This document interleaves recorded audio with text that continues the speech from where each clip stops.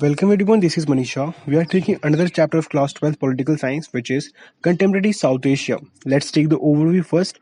When India and Pakistan joined the club of nuclear power, this region suddenly became the focus of global attention. In this chapter, we try to understand the nature of conflicts and cooperation among difficult countries of this region. We first introduce the region and the domestic politics of some of the big countries in this region. Let's start this chapter with a question. What is South Asia? It's a region where rivalry and goodwill, hope and despair, mutual suspicion and trust coexist. The expression South Asia usually includes the following countries: Bhutan, Bangladesh, Sri Lanka, Pakistan, Nepal, India, and the Maldives, provides a natural insularity to the region, which is largely responsible for the of sub-control, linguistic, social, cultural distinctness Afghanistan and Myanmar and often include in discussion of the region as whole. South Asia is mean the seven countries. South Asia stands for diversity in every sense and yet contribute one geopolitical space. Pakistan and Bangladesh have experienced both division and military rules over Bangladesh remaining a democracy in the post-Cold War era. Pakistan begins the post-Cold War era with secession democratic government under Benazir Bhutto and Nawaz Sharif respectively.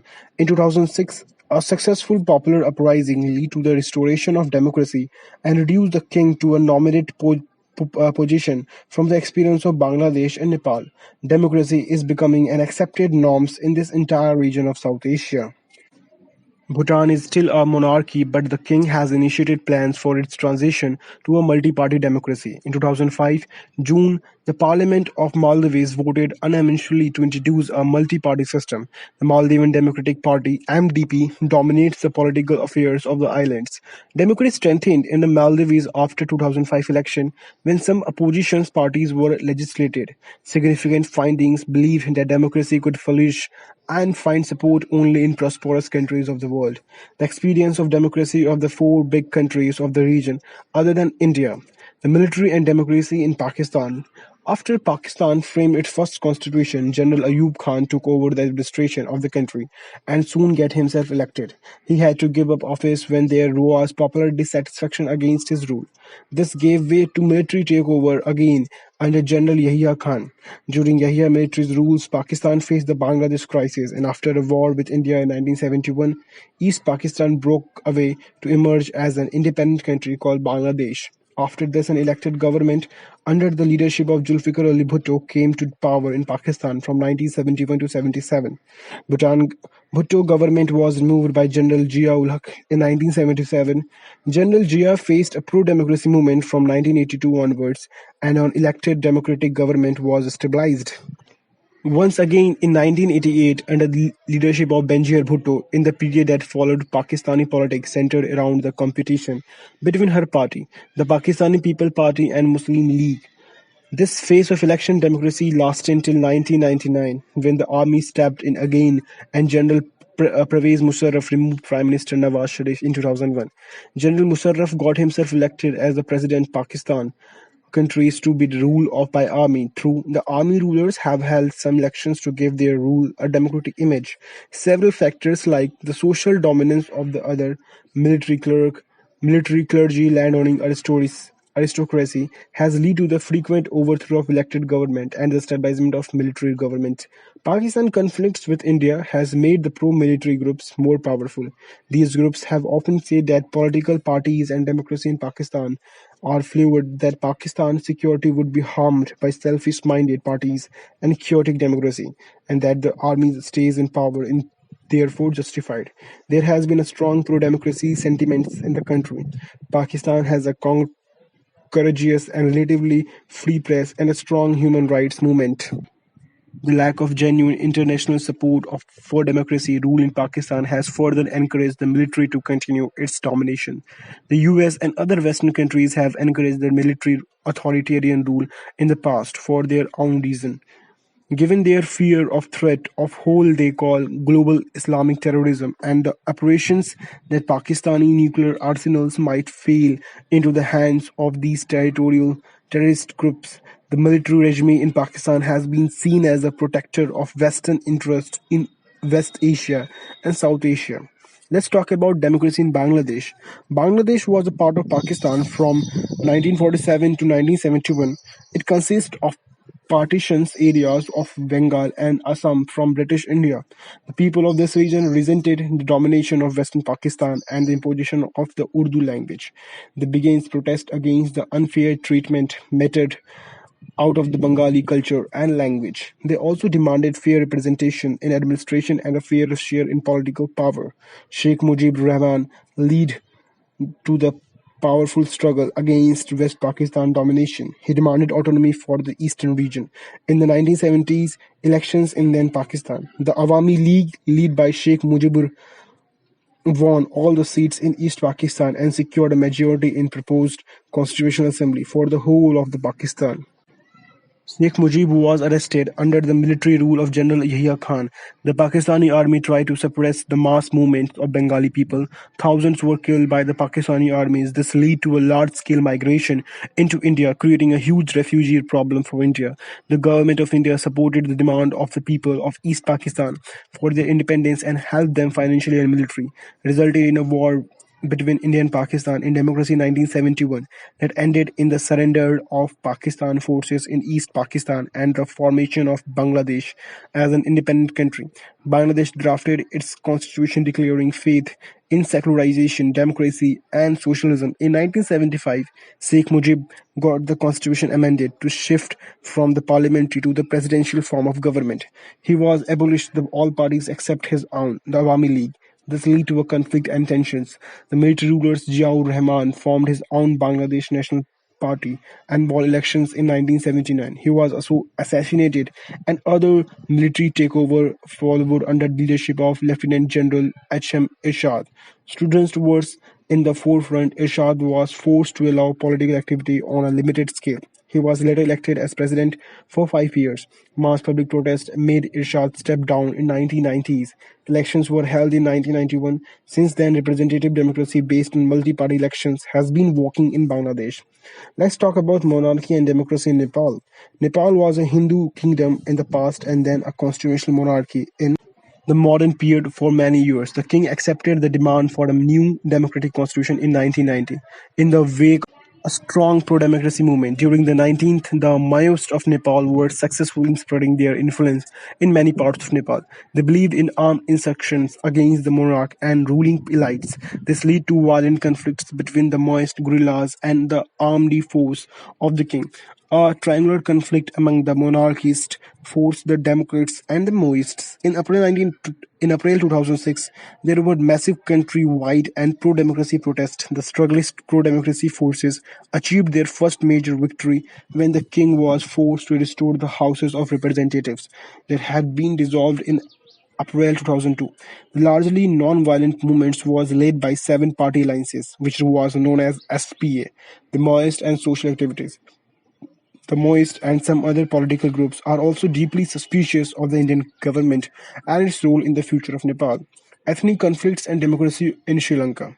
Sri Lanka has retained democracy since its independence in 1948, but it faced serious challenges the democracy, the monarchy, and military, but rather from ethnic conflicts leading to the demand for succession by the of the region. After its independence, politics in Sri Lanka was dominated by forces that represented the interest of majority Sinhala's community. Sinhala nationalists thought that Sri Lanka should not give concerns to the Tamils because Sri Lanka belongs to Sinhala people only. Neglect of Tamil concern led to military Tamils nationalism. From 1983 onwards, the military organization, the Liberation Tigers of Tamil Eelam (LTTE), has been fighting in armed struggles with the army of Sri Lanka and demanding Tamil Eelam or a separate country for the Tamils of Sri Lanka. The LTT controls the northeastern parts of Sri Lanka. Governments of India has formed time to time tried to negotiate it with the Sri Lankan government on the Tamil question. India signed an accord with Sri Lanka and sent troops to stabilize relations between the Sri Lankan governments and the Tamils. Eventually, the Indian army got into the fight with the LTT. The presence of Indian troops was also not liked much by the Sri Lankans. They saw this as an attempt by India to interfere in the internal affairs of the Sri Lankan. In 1989, the Indian Peacekeeping Force (IPKF) pulled out of Sri Lanka without attaining its objective.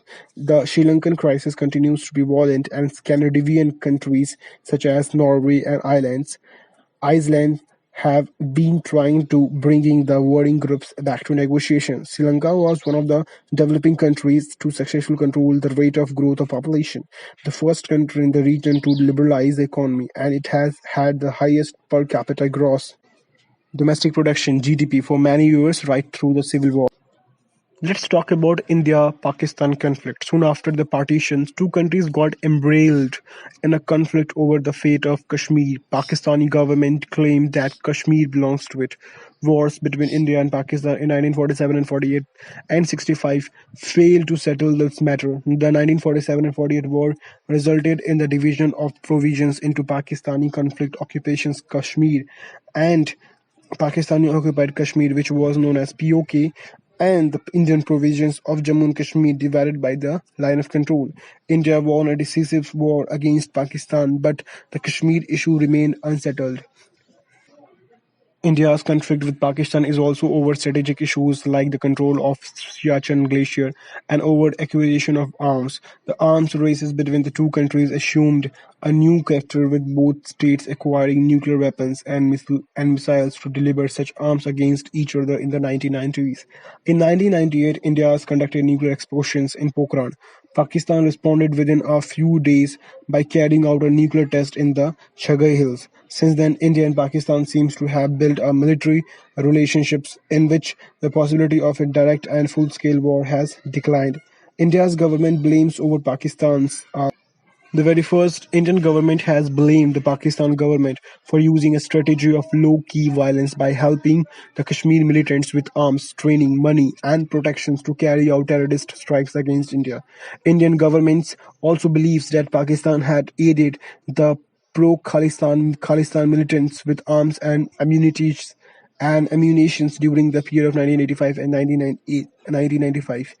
Third, its spy agency, Inter-Service Intelligence, which was known as ISI, is alleged to be involved in various anti-Indian campaigns in India's northeastern, operating security through Bangladesh and Nepal.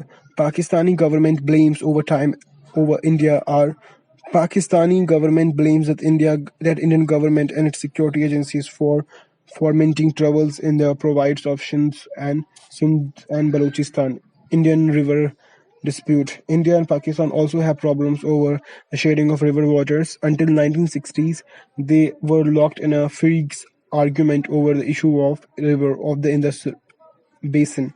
Eventually, in 1960, with the help of World Bank, India and Pakistan signed the Indus Water Treaty, which has survived to this day in spite of various military conflicts in which the two countries have been involved. There are still some minor differences about interruptions of the Indus Water Treaty and the use of water countries. Two countries are not in agreement over the demarcation lynch in Shar Creek in the run of Kutch. The dispute seems minor, but there is no underlying worry that how the dispute is settled may have an impact on the control of sea resources is the area adjoining Sur Creek. Another topic is India and its other neighbors. Indian government has been unhappy with Bangladesh's denial of illegal immigration to India, its support for anti-Indian Islamic fundamentalist groups. Bangladesh refusals to allow Indian troops to move through its territory to northeastern India and its decision not to export natural gases to India or allow Myanmar to do so through Bangladeshi territory. Bangladeshi government have felt that Indian government believes like a regional bully over the sharing of river waters, encouraging rebellion in the Chittagong Hills tract, trying to extract its natural gas and being unfair in trade. Despite their independence, India and Bangladesh do cooperate of many issues, such as economic relations, have improved considerably in the last 10 years. Bangladesh is a part of India's Look East policy that wants to link up with Southeast Asia view Myanmar. On disaster management, India and Bangladesh and environmental issues, the two states have cooperated regularly. Fourth, efforts are on to broaden the areas of cooperation further by identifying common threats and being more sensitive to each other. Another heading is India with Nepal. Nepal India enjoy a very special relationships that has very few parallels in the world. A treaty of between both countries allow the citizens to travel to and work in the others countries without visas and passports. Despite these special relationships, the government of two countries have had trade-related disputes in the past. Indian government has often expressed displeasure at the warm relationship between Nepal and China and at the Nepal government's inactions against anti-Indian elements. Indian security agencies see the Maoist movements in Nepal as a growing security threat given the rise of Naxalite groups in various Indian states, from Bihar in the north to Andhra Pradesh in the south. Many leaders and citizens in Nepal think that the Indian government interfered in its internal affairs and has designed on its rivers, water, and hydroelectricity, and to prevent Nepal, a landlocked country, from getting easier access to the sea through Indian territory. Despite differences, trade and scientific cooperations, common natural resources, electricity generation, and interlocking water management grids hold the two countries together. India with Sri Lanka. Difficulties in the relationship between government of India and Sri Lanka are mostly over ethnic conflict in the island nations. After this military intervention in 1987, the Indian government now prefer a policy of disengagement via Sri Lanka internal affairs. India signed a free trade agreement with Sri Lanka, which strengthened relations between two countries. India's help in post-tsunami reconstructions in Sri Lanka has also brought the two countries closer. India with Bhutan. India enjoys a very special relationship with Bhutan and does not have any major conflict with the Bhutanese government. India is involved in big hydroelectric projects in Bhutan and remain the Himalayan kingdom biggest source of development aid. India with Maldives. India ties with Maldives remained warm and cordial. In November 1988, when some Tamil missionaries from Sri Lanka attacked the Maldives, the Indian Air Forces and Navy reacted quickly to the Maldives requested to help stop the invasion. India has also contributed towards the island economic development, tourism, and fishing. India has various problems with its smaller neighbors in the regions. Given its size and power, they are bound to be suspicious of Indian intention. The Indian government, on this other, often feels exploited by the neighbors. Not all conflicts in South Asia are between India and its neighbors. India and Nepal and Bhutan, as well as Bangladesh and Myanmar, have had disagreement in the past over the migration of ethnic Nepalese and Bhutanese and Myanmar respectively. Bangladesh and Nepal have some differences over the future of Himalayan regions and river waters. Peace and cooperation. In spite of many conflicts, the states of South Asia recognize the importance of cooperation and friendly relationships among themselves. The South Asian Association for Regional Cooperation, which was known as SARC, is a major region initiative by the South Asian states to evolve cooperations through multilateral means. It begins in 1985. Unfortunately, due to persisting political differences, SARS has not had much success. SARS members signed the South Asian Free Trade Agreement, which was known as SAFTA, agreements which promised the formation of four free trade zone for the whole of South Asia. Peace and cooperation might evolve in South Asia if all the countries in the region allow free trade across the borders.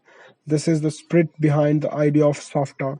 The agreement was signed in 2004 and came into effect on 1 January 2006.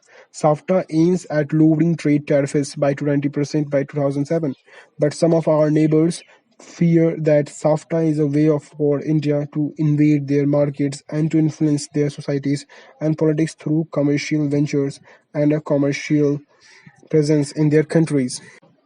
Some in India thinks that SAFTA is not worth the trouble since India already has bilateral agreements with Bhutan, Nepal, and Sri Lanka. Two countries have agreed to undertake confidence building measures to reduce the risk of war. Social activities and prominent personalities have collaborated to create an atmosphere of friendship among the peoples of both countries. A number of buses routes have been opened up between the two countries. Trade between the two ports of Punjab has increased substantially in the last 5 years. Visas have been more easily given. China and United States remains key players in South Asian politics. Sino-Indian relations have improved significantly in last 10 years, but China's strategic partnership with Pakistan remains a major irritant. The demand of development and globalization have brought the two Asian giants closer, and their economic ties have multiplied rapidly since 1991. The larger South Asian diaspora in the US and huge size of populations and markets of the region also gave America as added stakes in the future of regional security and peace. With this, we have come to an end of this chapter. I hope you found this video informative. Till then, catch you guys in the next video. Thank you.